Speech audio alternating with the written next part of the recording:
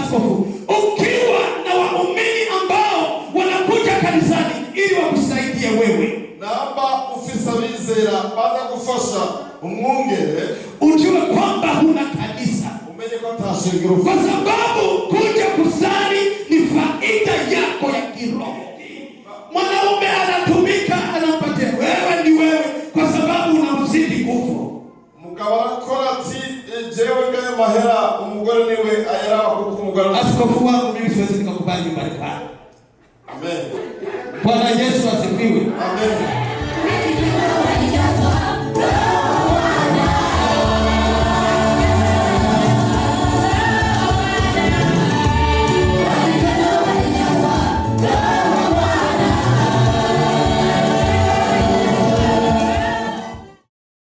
Bwana Yesu akusaidie sana. Imani nifoshe sana. Kwa hiyo tunaenda kusoma kitabu cha Matendo ya Mitume. Tugiye gusoma igitabo cy'ibyakozwe n'intumwa. Sura ile ya kwanza kwenye mstari wa 4 hadi 7. Uriya murongo wa mbere guhera kuri hata ilipotimia sasa, igihe kimaze gushika, ambapo Yesu alikuwa amesema mngoje Yerusalemu. Igihe Yesu aliyambia ngo murindi. Sasa ikafika siku ambao Yesu alikuwa amepanga. Hama rero munsi Yesu yateguye irashika. Hata ilipotimia sasa siku ya Pentekoste, maze gushika kuri Musa Pentekoste, walikuwa wote mahali pamoja. bose bagakoraniye hamwe. Ukisikia habari mahali pamoja, urumvise ko aha wote walikuwa wamekaa, wana moyo mmoja, bose bari bicaye bafite umutima umwe, ambapo wote walikuwa wamejitayarisha. bariteguye.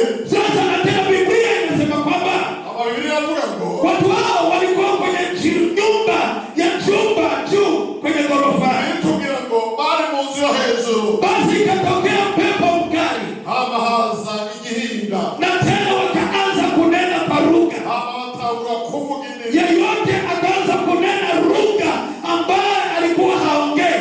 Bose batangura kuvuga indimi batavuga. Na tena Biblia imesema kwamba hama Biblia inavuga ngo wakasikika kama ndimi za moto, hama batangura kumva indimi z'umuriro. ambao walikuwa wamefungwa na tena wakafunguliwa abari bafunzwe barugururiwe kupitia Roho Mtakatifu. iciye muri mpemu yera. Wamesinzia. Amen. Amen. Bwana Yesu tusaidie. Yesu atufashe sana. Kukashuka Roho Mtakatifu Ubushobozi bwa mpemu yera, kwa sababu walikuwa pamoja, kuko bari hamwe, kwa sababu walikuwa kitu kimoja. bari ikintu kimwe. Jamani, tunahitaji kuwa kitu kimoja Asaba tuba umuntu ili tuweze kuwa na Roho Mtakatifu. kugira ngo turonke mpemu yera. Tusipokuwa na kitu kimoja, tutari kumwe, Roho Mtakatifu hawezi kushuka. mpemu w'Imana atakuba. Roho Mtakatifu hawezi kushuka kwenye vikundi vikundi. Mpemu w'Imana na manuka. Na ndio maana neno la Mungu limesema Ico gitumije wote walikuwa wamekaa kwa pamoja, bari bicaye hamwe, walikuwa na moyo mmoja, bafise umutima, walikuwa na maongezi mamoja, walikuwa na tabia moja, na Roho wa Mungu akashuka, mpemu w'Imana akaanza kunena na watu wake, akaanza kutabiri, mpaka tukapata kuokolewa, na hapo tukapata Roho Mtakatifu. turonka mpemu yera. Bwana Yesu atusaidie Yesu sana. atufashe sana. Hapo Yesu sasa kaenda zake. Hama Yesu asuza mwisho. Yesu akaenda zake, Yesu aza mwisho. akatoa zawadi Atanga ya impano kiongozi y'uburongo. ambaye atatuongoza, kwa sababu Biblia inasema kwamba Biratubwira yeyote anaongozwa na Roho Mtakatifu wese abagwa ndiye mwana wa Mungu. umwana w'Imana. Kama uongozwi wewe na Roho Mtakatifu, wewe sio mwana wa Mungu. Umwana w'Imana. Unahitaji kupokea Roho Mtakatifu Nasaba wakire mpemu ili yera. aweze kukuongoza, Kuyobora. ili aweze kukuongoza kwenye tabia nzuri, Kuyobora Mungu. ili uweze kutambua na kujua ninaelekea wapi. Kugira ngo witegure. Unahitaji kuwa na Roho Mtakatifu, Nasaba uronke mpemu yera. kwa sababu kuna wengi Hari benshi wanakaa ndani ya kanisa baranza mw'ishengero hawatabatizwa katika Roho Mtakatifu, ugasanga ntibarabatizwa muri mpemu yera. na hao sasa ukikutana abo rero iyo muhuye ndio ambao wana matatizo, baba bafise ibibazo, ambao wanakaa kanisani babica mw'ishengero, wakibomoa na kuleta vikundi vikundi, babazana kwa sababu hawana Roho Mtakatifu. kuko badafise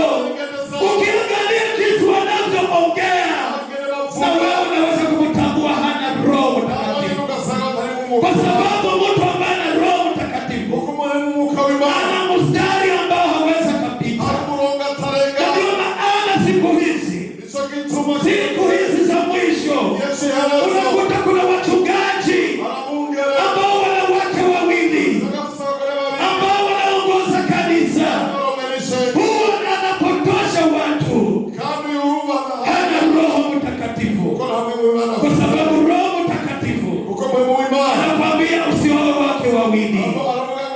Hiyo ni dhambi, lakini kwa sababu Roho Mtakatifu amezima ndani yake, wanakuwa na wake wawili. Na tena kibaya sana, watu wengi wanafuata hao, lakini ukiwachunguza vizuri utagundua na Wakristo wenyewe nao wanawake wawili hizo hizo, hawa wameanguka, hawajaweza kupokea Roho Mtakatifu. Bwana Yesu atusaidie, Bwana Yesu atusaidie. Kuna watu wanakaa ndani ya kanisa na bado ni wazinzi, na bado ni wazinzi, wanakula mkate, wanakula divai, lakini kinywa chao ni cha usherati. Mungu wahurumie sana, hawajapokea Roho Mtakatifu. Bwana wa mabwana anasema pokea Roho Mtakatifu ili aweze kukuongoza katika safari yako unayo, katika huduma unayo. Siku hii ya leo unahitaji kujitambua, unahitaji kujitambua. Kuna madada wengi ambao wanazini mchana na usiku. Yesu anahitaji upokee Roho Mtakatifu. Kuna wakina mama wengi ambao wameshindikana ndani ya miji yao, ambao unajua utakuta mama au mwanamke anahitaji kuongoza familia yeye, na kati kichwa cha familia ni sisi wanaume. Bwana Yesu asifiwe. Wanawake sema amen. Sisi ndio kichwa, sisi ndio kuongoza familia. Wewe unahitaji kusubiri tutoe amri, fanya hiki.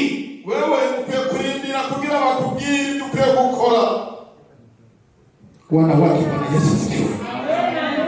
Madamu Yesu ashimwe. Unahitaji kuwa na Roho Mtakatifu. Wewe mama, wewe sio kichwa, kwa sababu Biblia inasema sisi ni kichwa. Sasa unahitaji mchukue majukumu yetu. Kuna siri moja nataka nikwambie. Hakuna mwanaume anakubali kuongozwa na mwanamke. Hata akinyamaza unakuta pressure imemjaa. Na wakati imefika wanawake, anamwambia mwanaume, mimi nikisonga leo nawe unasonga kesho. Yesu atuhurumie sana. Mimi nachukia miji hiyo. Nikikuta mwanaume yuko anasonga na wewe umekaa, itakuwa tatizo. Atuhurumie Yesu. Amen. Na wengine ukiwauliza wanasema nataka nisaidie mke wangu, kumbe amebanwa. Kandi wabajije jewe no gufasha umugabo, ariko abagabo barafasha. Amebanwa, ameshikwa. Baba barafasha. Hebu pokea Roho Mtakatifu na kuongoze. Ujue mwanaume ni nani kwako. Mwanaume ni king, ni mfalme. Kwa Wanyarwanda na wapenda wanasema na batware, mfalme. Amina. Pokea Roho Mtakatifu mwanamke. Amen. Amen. Kunywa kwanza maji mchungaji, tufanye injili, tusukume injili. Hii ni sepake hapa tukandamizi kubembeleza Pentekoste. Bwana Yesu asifiwe. Mwanamke badilika. Unajua kuna wanawake sasa hivi wao ndio wanakontrolea benki. Wanakontrolea benki. Mwanaume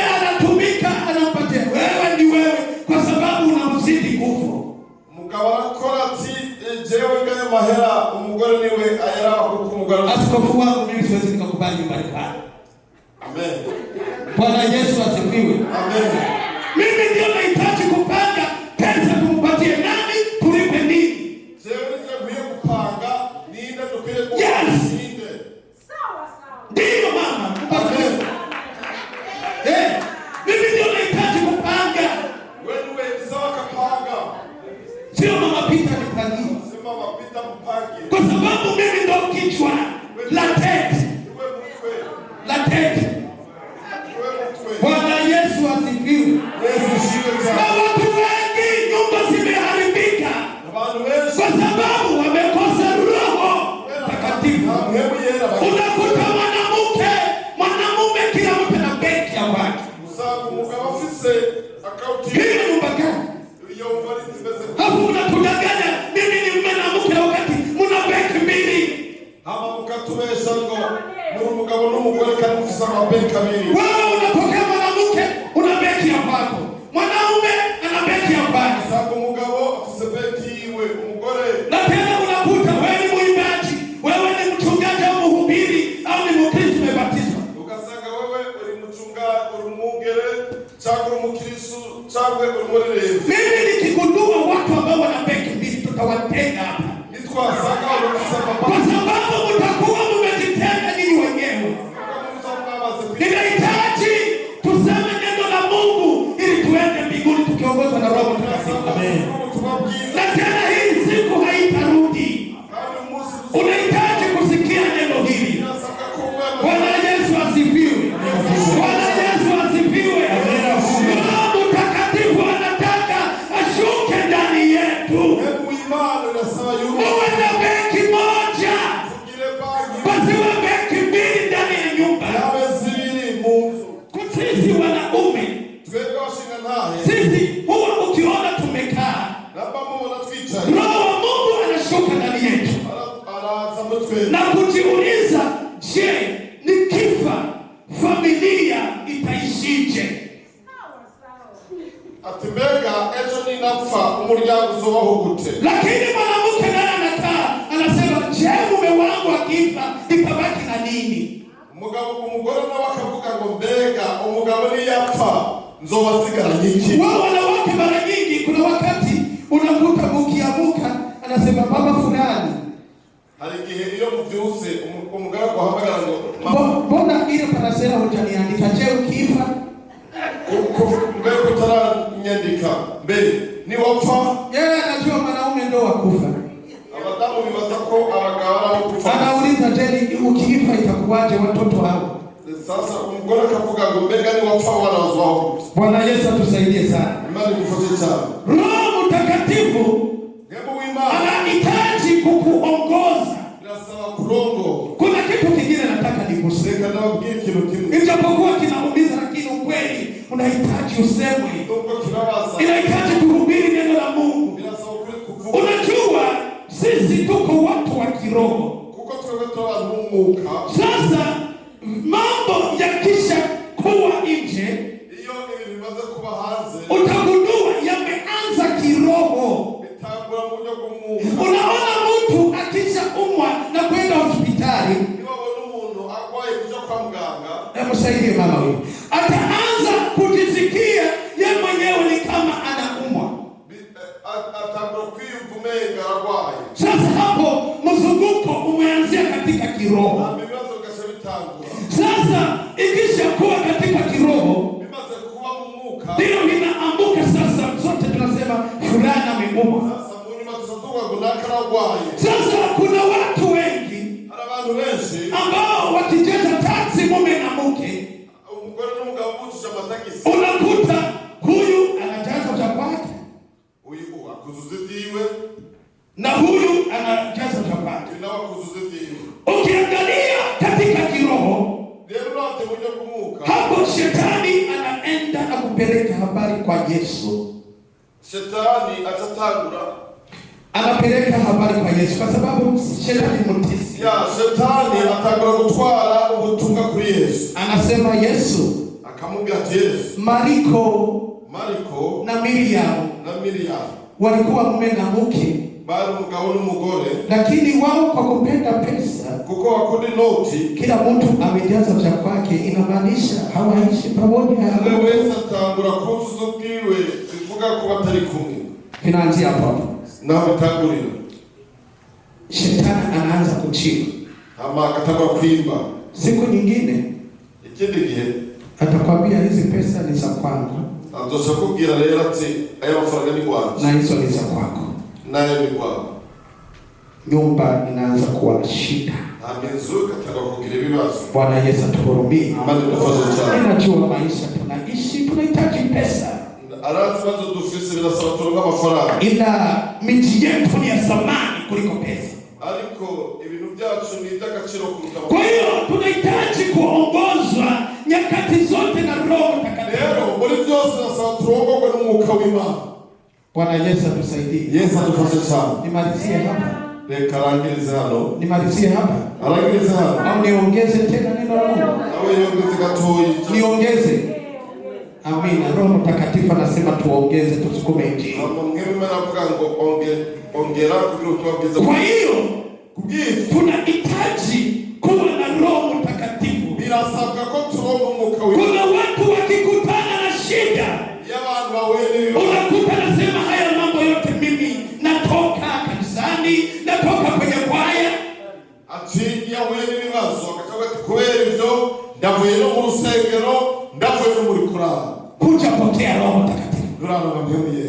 Kuna watu wengi ambao wanajua kwamba mimi nikienda kusali pale Askofu Jonathan ambapo anasali, ati ninaenda kusengera au umwongere Jonathan asengera. Sasa yeye anajisikia kwamba kwenye mawazo yake anajua kwamba mvyibwiro vyiwe atamenya anakuja kunisaidia mimi. Aje kumufasha. Bwana Yesu atuhurumie. Imani tufashe sana. Na tena askofu, ukiwa na waumini ambao wanakuja kanisani ili wakusaidie wewe, naomba ufisa bizera baada kufasha umwongere, ujue kwamba huna kanisa. Umenye kwa tashingiro. Kwa sababu kuja kusali ni faida yako ya kiroho. Uko kuza kusenga ni nyungu yawe mu mwuka. Hakuna ambao unakuja kusaidia.